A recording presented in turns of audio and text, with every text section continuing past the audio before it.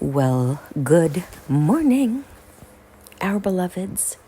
We just love it when our another has epiphanies about how our channeled messages really apply to her life. She has done so much inner work and inner growth, and yet she desires to do more. She's not a 95%er anymore. She's 100%er because she wants that last 5%. And it means more growth, more struggles, more pain, more suffering, more dictating, us dictating through her, us teaching her the next step.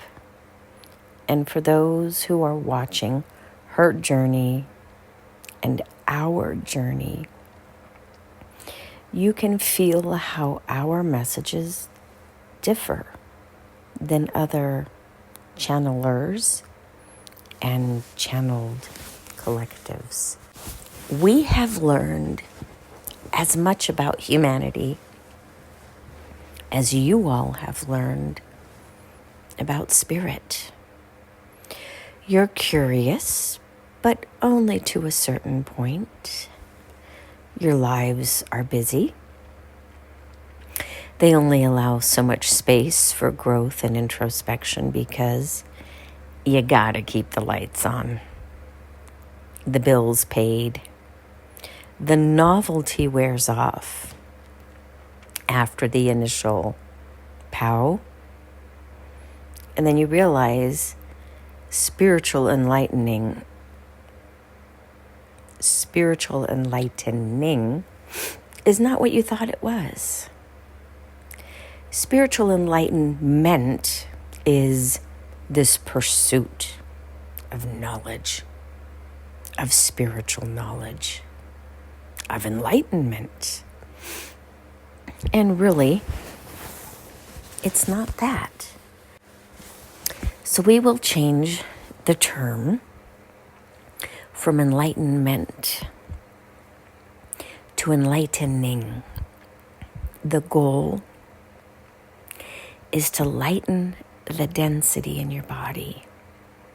The pain and the suffering that you carry comes from past traumas, hard moments, difficult experiences, and sadness. And you can feel it.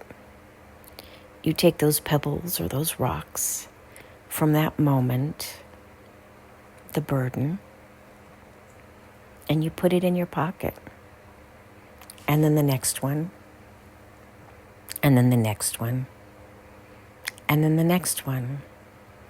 And next thing you know, your pockets are filled all the way down to your toes, and maybe even up to your nose. And it makes it so difficult to walk or to meander through life because of the heaviness of what you carry. And the enlightening is where we just pull out one pebble at a time and remember it, maybe fondly, maybe not. And then we set it aside. We say, thank you for teaching me what you wanted me to see. How much I can love, how much I can grieve, how deep my pain can feel, how much I can see the pain and the suffering in my own circumstance or somebody else's. Thank you. And you set the pebble down. The memory is there, but the grief has been set aside. So now, when you go through an entire journey's worth of pebbles, it took you a lifetime to amass them. Don't expect it to take 3 minutes to let them go. During this phase of enlightening. The goal from our perspective, the Hopi Collective, is not to have you change your vibration and to magically be whole, because that would deny the research of the pain and the suffering of your lifetime, the lessons that were embedded within them, and the lifetime of knowledge that you were meant to sustain yourself with from these experiences. You were forever altered by losses, by painful moments, by destruction. But there are also beautiful words of ascension that can come from this, which is, after you set a pebble down, to honor it and recognize it, and to say, but for this experience, I would not have learned compassion for humanity, understanding their plight, the complicated nature of walking this journey. It is here to teach you, not to burden you. You are to become light where you were once dark. And the more you go through the enlightening process, the more your soul essence, your soul flame will brighten. Because what was once shadow is now light.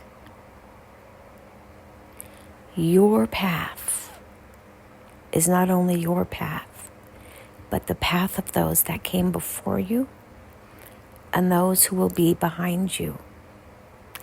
Light that path, please, with the torches that will help to remind others that there is a way out, but do not pick them up and carry them, because the lessons are in the learning, not in the getting out. Your soul came to grow, as did theirs. Let them carry their own burdens while you just light the torches to remind them how to walk through and out of the dark night of the soul. And so it is. Namaste.